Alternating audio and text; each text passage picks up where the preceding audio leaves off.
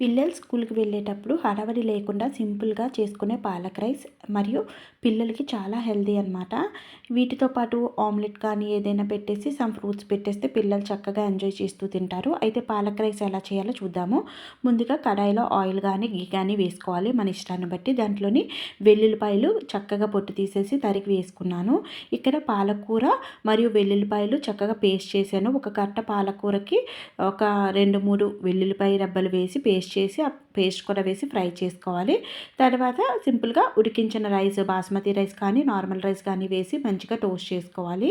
ఇలా టోస్ట్ చేసిన తర్వాత మనం దీంట్లోని కొంచెం కొత్తిమీర వేసుకొని మంచిగా కొంచెం బ్రౌన్ ఆనియన్స్, కొంచెం సాల్ట్ టేస్ట్‌కి సరిపోయినంత వేసుకొని దీంట్లోనే కావాలి అంటే ఫ్రై చేసిన కాజు కూడా వేసుకోవచ్చు. వేసి చక్కగా నిమ్మరసం పిండి కలిపి పెడితే పిల్లలు చాలా ఇష్టంగా తింటారండి. ఒకసారి చేసి పెట్టండి.